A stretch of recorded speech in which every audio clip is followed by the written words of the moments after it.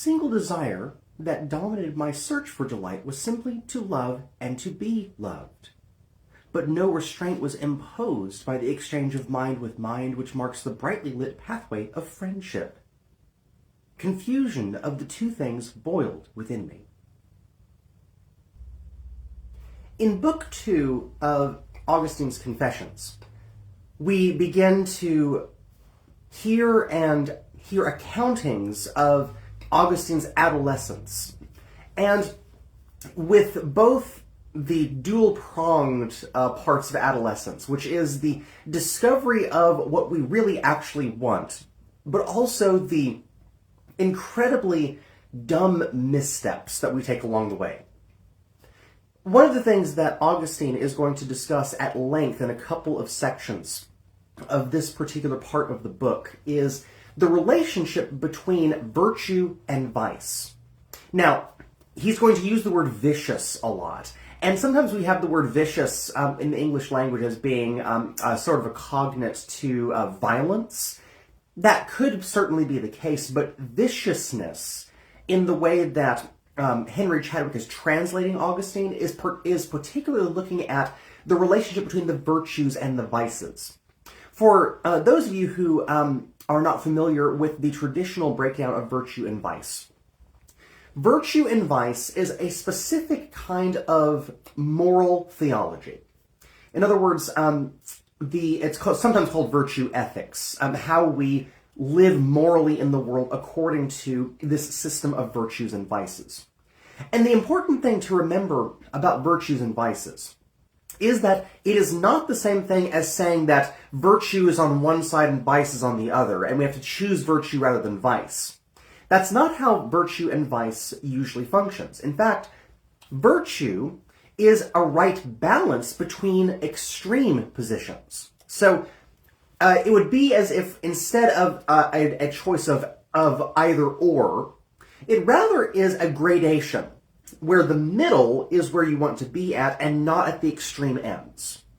An example of this would be courage. Courage is a virtue that has opposing vices of both arrogance on one side, foolhardiness, but on the other side, cowardice. So we neither want to be arrogant or cowardly. We want to be courageous. What this looks like practically is it would be cowardly for us to not stand up for what we believe. That would be cowardice. That would not be courage. It would not be a right confession of what we actually think about the world. However, it would be foolhardy to go and punch a grizzly bear in the head and get into a fight with it. Courage is not doing something and not being fearful of something. The opposite of courage is not fear. This is really important. The opposite of courage is not fear. The opposites of courage are foolhardiness and cowardice. Okay? Which, again, fear plays a factor in some of these, but it's not the opposite of courage in virtue ethics. Rather, it is actually a courageous act both to stand up for what you believe, but also it is a courageous act to not fight a bear. It's kind of funny to say it that way, but it is actually courageous for you to not be foolhardy, to not drive 100 miles an hour down, over the speed limit. It is actually courageous for you to go the speed limit on the highway. Kind of an interesting way of thinking about this. But when Augustine talks about virtues and vices, he's talking about the right balance of moral theology within some extreme positions. And that's going to help us when it comes to him thinking about his adolescence. The two big things that he talked about that are kind of undercurrents to this whole thing is, number one, trying to figure out what he actually wanted and what he was actually being drawn towards. And number two, the ways in which what he wanted was distorted by all kinds of factors within his early life. Peer pressure being a big one. Lust being a big one. The desire to be bad being another one that he explores later in the chapter. And those work themselves out in these particular practical situations. The first and perhaps most graphic example of these is Augustine's particular struggle with lust. The first part of the chapter is dedicated to his particular struggles with trying to figure out the difference between what lust is and what love is. And to be completely honest, it was just completely, as perhaps a lot of our own experiences, is through trial and error. And a lot of error more than getting it right. And particularly, Augustine was drawn towards, again, the aesthetic, the beautiful. But also, in the ways in which he was speaking, he was drawn towards those things that you take pleasure in. All of us do this. But in Augustine's particular case, he is, in his adolescence, honestly a completely normative example of a schoolboy.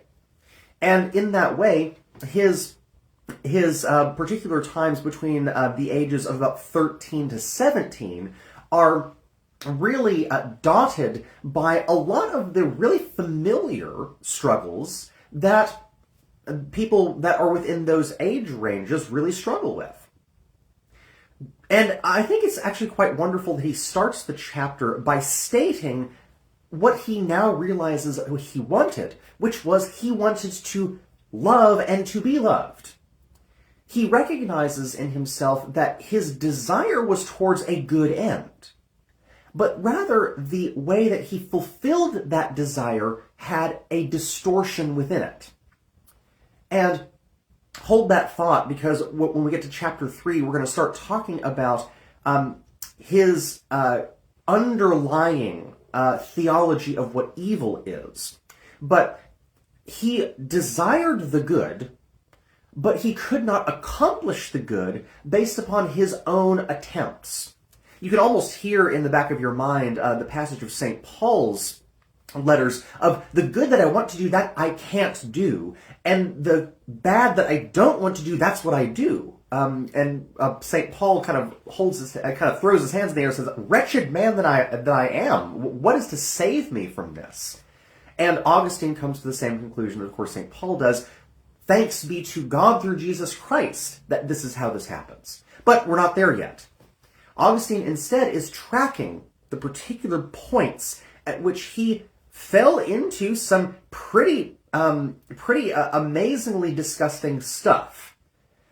And it's helpful to remember this is Augustine writing this to be orated to people of whom he is going to be bishop over, to demonstrate how God has sanctified his life from the wickedness of his past into the at least trying of his present. And I think it's helpful to pause just for a moment and just to recognize, isn't it amazing that someone has the courage, not the foolhardiness and not the cowardice, but the courage to write about their own failings in this particular way, to be as a gift to his own people. But let's continue on.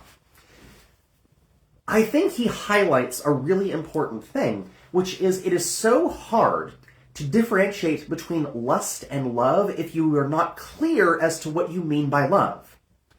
Augustine uses the word love over and over and over again in the early chapters, but Augustine is making it very clear in this particular part about adolescence that what he says when he says love is often not love at all. When he uses the word love, you need to pay close attention, because there are particular places within this adolescent chapter, book 2, in which he clearly is not speaking about love, even though he's using the word. And he's doing that on purpose, because it is so often the case that he himself, as well as people in general, can get so backwards as to what love is versus lust that we actually confuse the two for themselves. An example that Augustine gives is whenever he mistakes the desire for the aesthetic, the desire for the good, with an actual love of friendship. He notes in the very beginning that a really important thing that he highlights, which is that love, true, actual love, is not simply based upon an erotic desire for the other. In fact, to have those things backwards is to actually destroy the foundation of love, which Augustine follows a lot of the philosophy of Plato at this time, which is that we start with friendship. Friendship is, at least for Plato, friendship is one of the highest loves that you can have. And in that way, friendship is really what the kind of base foundation of that needs to be. And again, friendship not simply being a nice feeling about someone of whom I'm collegial with, but actually a deep sort of connection with someone. Something that, again, friendship being that sort of love that is outside of our bodily desires and more about our desires for mutuality with each other. And Augustine even notes that in the sentence that we read before this discussion began, in that I confused this idea of lust with the idea of love, in that I did not allow friendship to happen. And in fact, it's really amazing that Augustine highlights this, because guess what contemporary psychology is telling us? One of the things, and that I've heard recently a licensed therapist say, is that we so often confuse love with simply being physically attracted to someone. And this is from a marriage and family counselor. He says, I see this all the time, where couples confuse the sexual chemistry for an actual compatibility. And the thing is that we have to start, in a lot of ways, we have to start with compatibility before we ever get to erotic attraction. And in fact, there are many actually really good examples of the ways in which friendship, beginning with friendship, actually builds the foundation of what turns into a wonderful, healthy romantic love. And Augustine got this way back in the 300s and 400s. Isn't that neat? The psychoanalytic way that Augustine looks at himself in his reflective process actually brought about, or at least highlighted, something that we in contemporary psychology have certainly seen bear out in truth, which is that when we confuse love for lust, when we confuse, in contemporary terms, when we can confuse an erotic attraction for a compatibility, that's where we get into trouble. And that's, by the way, what we see happen over and over in our contemporary culture. When someone says that they fall in love, really, they're not talking about love. They have an attraction towards someone that is probably not based on anything about the character of the person. Friendship, on the other hand, is the other side of that coin, where it's not based upon any physical exterior attraction to the person, but rather it is a deep compatibility through a mutuality. And when friendship and romantic interest meet together, that's where, according to Augustine, where we actually get what Augustine is going to call marriage. A true mutuality that also is based upon the physical attraction to each other.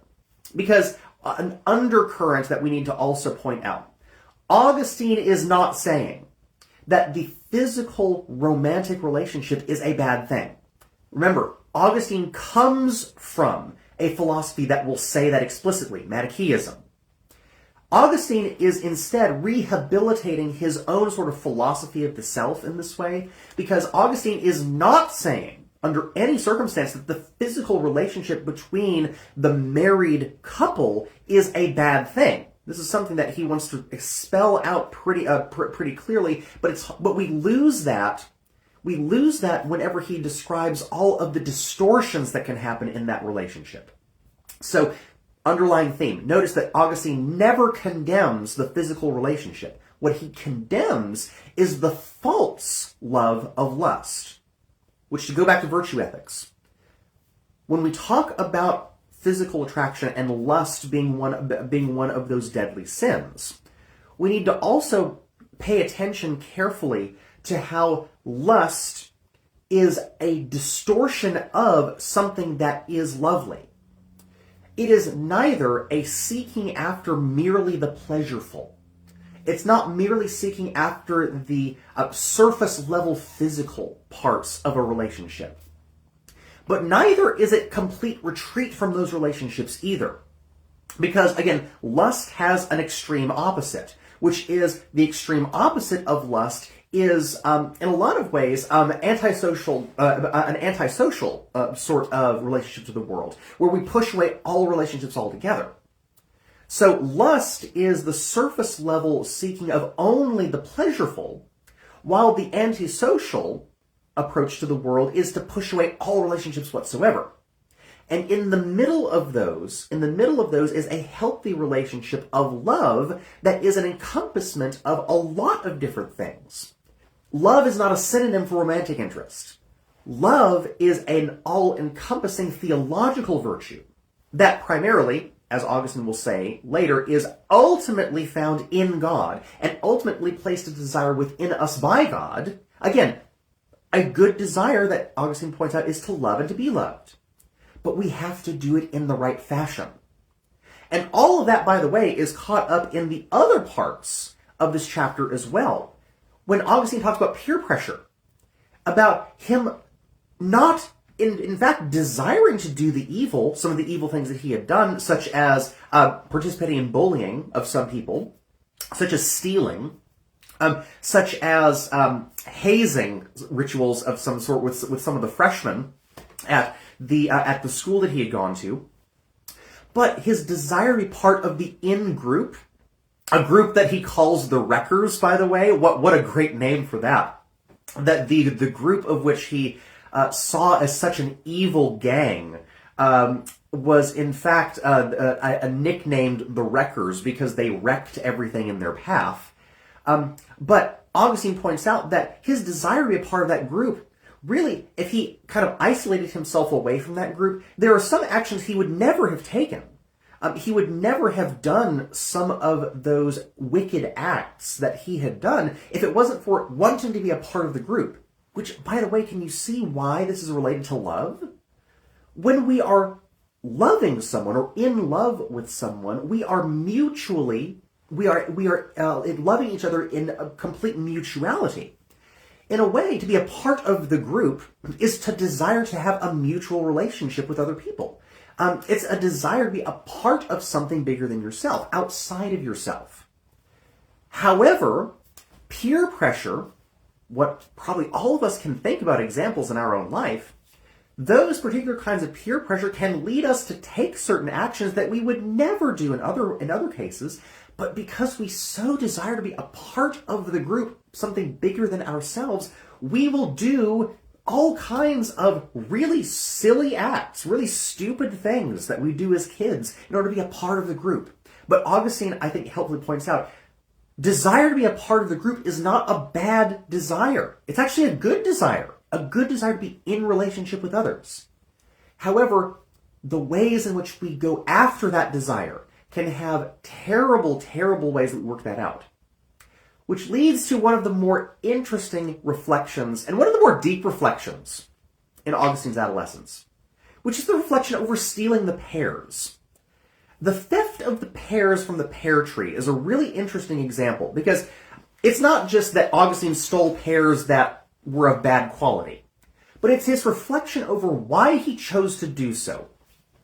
He said that objectively, I knew, when I was stealing the pears, I knew objectively that these pears, the fruit was of less quality than what I actually had access to in my own house, he says. I knew that it was of less quality. I knew that I probably would not enjoy the taste. I knew that all of these things of the exterior, I knew that I did not desire those things, and yet I did it not because of any particular desire, of any particular good desire, but of a desire to be evil. This is a really interesting tension in Augustine's writing that's going to come up again and again. The desire to be wicked for wickedness' sake, or in a way, the desire for what I think helpfully is called the thrill. I like the way that Chadwick translated this, because Augustine is getting at something I think we all have experienced, which is that it sometimes feels good to be bad, to quote one of our Hollywood actors. It sometimes just feels good to do something that you know you're not supposed to. There is a thrill of the moment. But Augustine notes very carefully, this is momentary. This is, to perhaps use, again, modern kind of psychological sorts of language here, this is sort of an addictive personality trait. Addiction follows this path, where the immediate pleasure, the immediate hit, the immediate return, the thrill, the dopamine hit is what we're after, and that those sorts of personality types will tend towards addictive tendencies. And we all have that within us. It's not that some people have them, some people don't. It's more that we have them about certain subject areas rather than others. Such that, like for the famous example of stunt artists that get the thrill out of doing the dangerous, right? I'm glad that we have really good stuntmen and stuntwomen in productions that do get a thrill from doing some dangerous things within reason.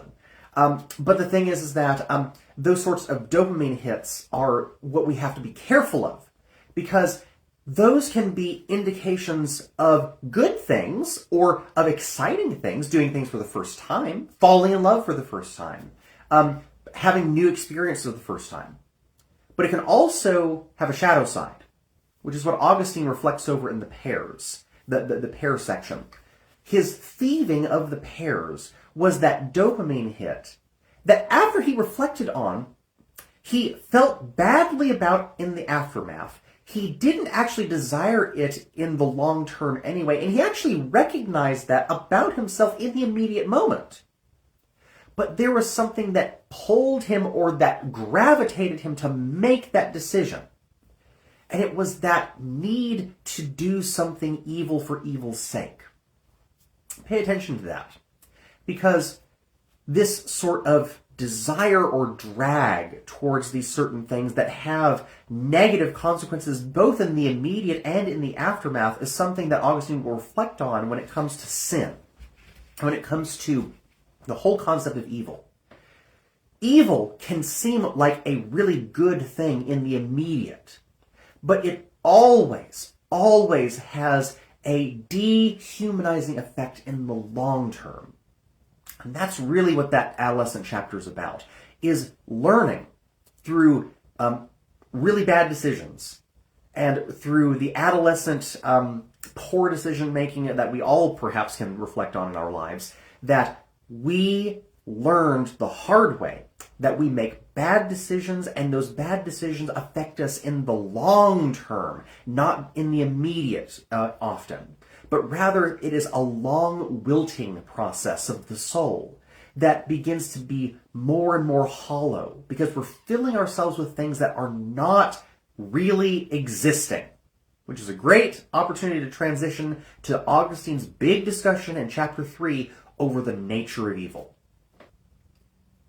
These are the chief kinds of wickedness. They spring from the lust for domination, or from the lust of the eyes, or from sensuality. Either one or two of these, or all three at once. Thus an evil living person transgresses your decalogue of 3 commands with our duty to you, and 7 with our duty to our fellow human beings, a psaltery of 10 strings. What is the nature of evil? When Augustine reflects of his time at Carthage, he builds to his argumentative point. He begins by talking about how he was always, again, attracted to the aesthetic, like we talked about last week. Augustine has a deep attraction to the beautiful, which again, the beautiful is good. The aesthetic is good. This is not an evil. However, aesthetic can always lead to distortion. And as Augustine reflects over his time as an orator, learning the art of rhetoric, his time as he goes to plays, he sought out plays to make him feel certain things. But also, as he continues on his philosophical training, he begins to run into a problem, which is that when he begins to examine what exactly it means to suffer and what exactly it means to commit evil, he runs into what we in philosophy would call a category issue. Category simply means, what is the proper placement of certain subject areas? For example, when we are talking about categorical issues, we can be talking about two different areas of study that may or may not overlap at all. For example, a category of philosophical study is something called ontological study, the philosophy or theology of being. What does the world mean and what it's made up of? So that's one thing. And there also can be other subject areas that are not ontology, but rather are having to do with, let's say, ethics. So how do we treat other things? And there can be connections between these two disciplines, but it's one thing to talk about what something is, and another subject matter to talk about how we treat things. It's not necessarily that there are not connections between these two things. It's just that we have to keep the proper categories in the proper places, such that it would be one thing to speak about the composition of this desk beside me. That is ontology. What is it made out of? It would be another thing to talk about the proper use of the desk. What is a moral use of the desk? These things are connected, but the fact that this is made out of wood may or may not have anything to do with how I use the desk. Who cares what the desk is made out of if I smash someone's face into it, right? The moral act that I just made had nothing to do with what the desk was made of. It had everything to do with my actions morally in the use of the desk, right? In other words, those two things are a category problem. I did not hurt someone physically because the desk was made out of wood. Again, you see where that can be some confusion. But when Augustine starts talking about evil, he begins to run into a problem because the philosophies that he was running into treated evil as something that is an object within the universe that has an objective being in and of itself. What that means for the ancient philosophers, by the way, is that if there is something that is objectively evil, something that is outwardly evil, that has an existence of its own, that means that we need to locate where that is. And when we locate where that is, then we can come to some sort of understanding as to how we restrain that tendency, how we, or in some cases, how we eliminate that tendency. And if the source of evil is an objective, again, I don't want to put too fine a point on this, but a physical manifestation, if evil is a physical manifestation, then how do we get rid of that physical manifestation? Remember Manichaeism. Because Manichaeism explicitly says the physical in the world is bad. And the spiritual in Manichaeism is non-physical.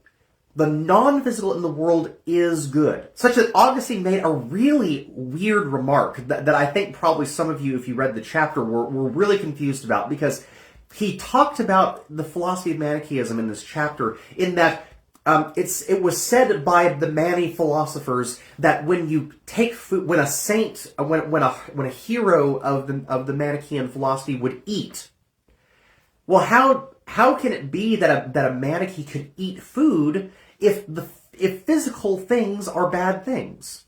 Well, here's why. Because the physical act of food in the Manichaean philosophy is when you eat food, you are actually destroying the physical and you're releasing the spiritual. In your physical processes, you are releasing these spiritual beings back into the air, so that you can have a right relationship with the rest of the spiritual world. But Augustine says, how do we deal with this when it seems that I cannot locate where the evil desire that I have for these, again, the evil desire that I have for these broken relationships? This leads, again, to the big point of this chapter. Where Augustine locates that is not in a physical, objective manifestation, but in what he calls, and this is really important because this affects Christian theology for the rest of history. Evil is not, for Augustine, an existence in and of itself. It's not something that's objectively existing. It is what we call a privation of that which is good. Or rather, it is a parasite on that which is good. Evil, for Augustine, has no existence in and of itself. Evil is always a distortion of that which is good. Evil cannot, through Augustine, have any creative force, because God is creative. Therefore, if God is creative, that is a perfect good in God's self. The creative aspect of God is an ultimate good.